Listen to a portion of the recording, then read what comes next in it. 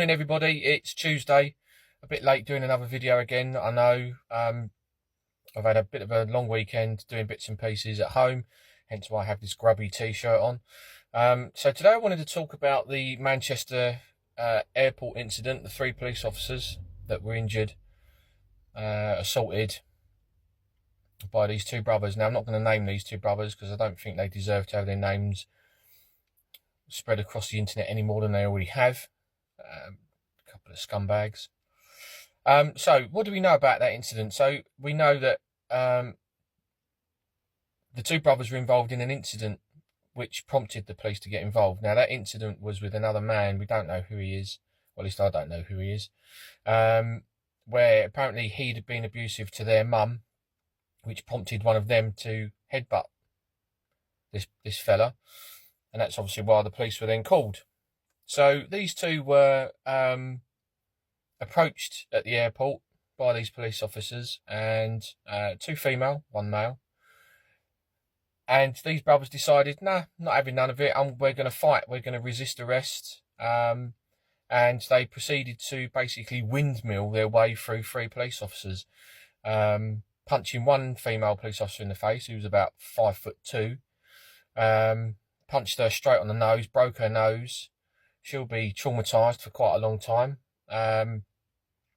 They've punched another one of the female police officers, and then attacked the male police officer from behind whilst he's trying to detain the other brother who's assaulting one of the females. Now, this I think is it the one that's gone to prison, that was saying, "Oh, I was caught up in the moment and I didn't realise who I was hitting out at. It was all just a blur, etc." What a load of bollocks! If you're in a fight, you know who you're up against, you know what you're doing, you know who you're fighting. He wasn't drunk, he wasn't on drugs or anything like that. He's not suffering from any sort of mental health breakdown or anything like that. So he's just talking nonsense, just trying to give a reason as to why his low opinion of women is such that he thinks he can punch them in the face without consequence. Now, obviously, I saw the footage when it first came out, and obviously it was that clipped footage where all you see is the male police officer booting one of the brothers in the head. And at the time I was like, well, that's not good. Yeah, I think you're in trouble there, mate. And then lo and behold, the whole thing comes out, and it clearly shows what these 2... It annoyed me because they came out going, "Oh, we've been assaulted, police brutality, police using excessive force, blah blah blah," and everyone was believing it. And to the point, even I was like, "Shit, that fella's in trouble." But then when this new footage was released, you can see why he's done what he's done, protecting himself and his colleagues. Now, you're working in an airport as a police officer. You are going to be armed. You're there to deal with terrorist incidents, any kind of firearms incident, any kind of weapons based incident, be it firearms or what they would call otherwise so dangerous, which would be carrying a bat, a knife, anything like that. And so that's what they're there to deal with. But also they deal with normal type policing stuff, homeless people sleeping within the sort of area of the airport, dodgy taxi drivers, assault, shoplifting, fraud, you name it. They'll deal with all that sort of stuff. So that's why they're armed police at the airport. So you've got 2 brothers attacking 3 police officers. One police officer's incapacitated because she's down with a broken nose, probably can't see properly. You've got another one being attacked by these 2 brothers, and the male colleague comes in, and I think he's tasered someone. He's being punched from behind by someone else. Eventually gets him to the ground, and he's seen to boot him and stamp on his head. Now I can see why. Now, if you can imagine, you've got 2 colleagues down, and you're on your own, and you've got to fight 2 people. You've got a gun and you've got a taser. So you've got CS, you've got baton, you've got all this stuff.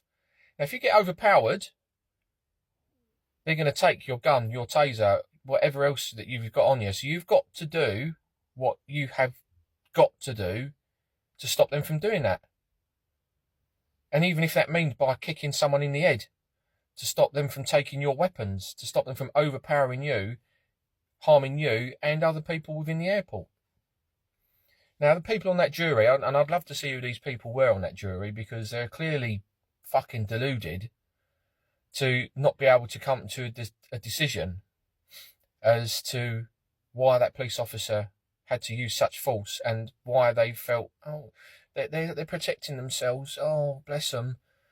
You know, these two brothers, oh, they're being attacked by two police officers, police brutality, you know, all that fucking shit.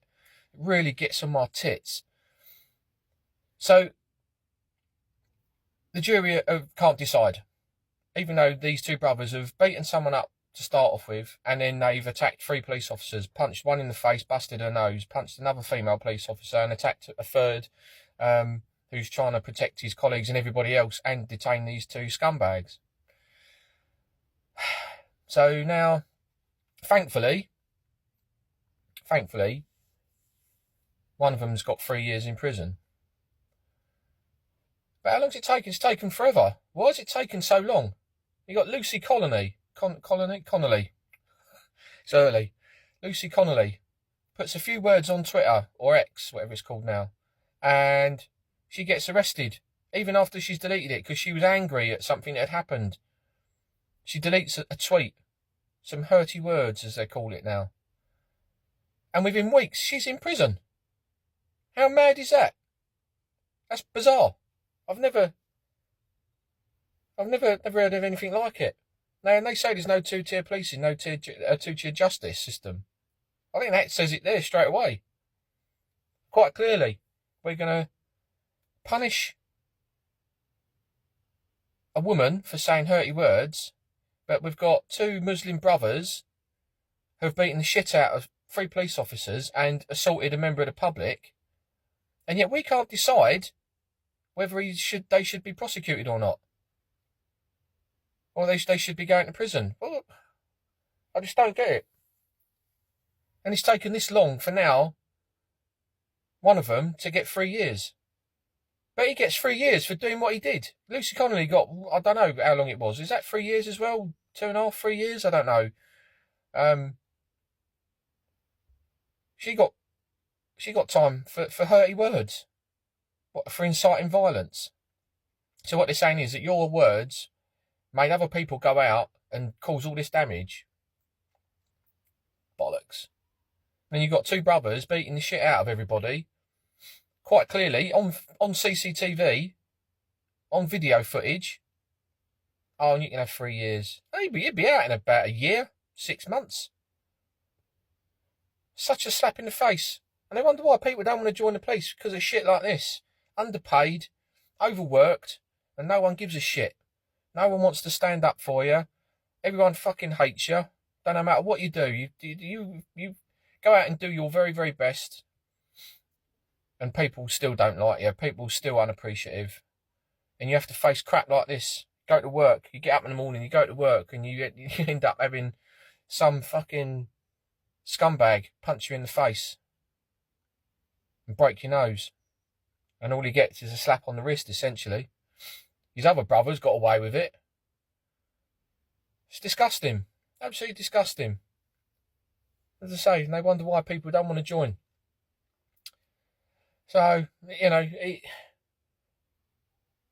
2-tier justice. It's plain and simple. Plain and simple. Now, you know, you can't see that. People don't want to see it. And they're just thick, deluded, and stupid. Yeah, so at least he's going to prison. But like I say, he'll be out in no time. On tag. On licence, etc., etc., you know. Make sure you keep your nose clean, naughty boy, blah, blah, you know. No doubt he'll sue the police and he'll get a payout. Whereas the police officer that detained him and booted him in the head and stuff, thankfully isn't going to face any disciplinary action, which is quite right. Because he's done what, you know, in my eyes, he's acted within the law. He's acted within the use of force powers that we have. I think he can justify it. So he's not facing any disciplinary action. However, the IOPC, the Independent Office for Police Complaints, are going to investigate it. Now, they will be sitting there rubbing their hands going, right, what can we get on this guy? What can we find him, gross misconduct? What can we get him booted out of the police for? Let's lose him his job. That's all they'll be looking at. They won't be looking at, the dangers that he faced, the high tempo situation where you're just thinking quickly. You've got to act quickly and do your best to save life and limb. And I think he's done it without a doubt. But they will be all over it like a cheap suit. They really will. And I feel sorry for him because he's been through enough as it is, and now he's going to have to face that crap. So that's my take on all of that situation. That's my thoughts and feelings on it. Let me know what you think.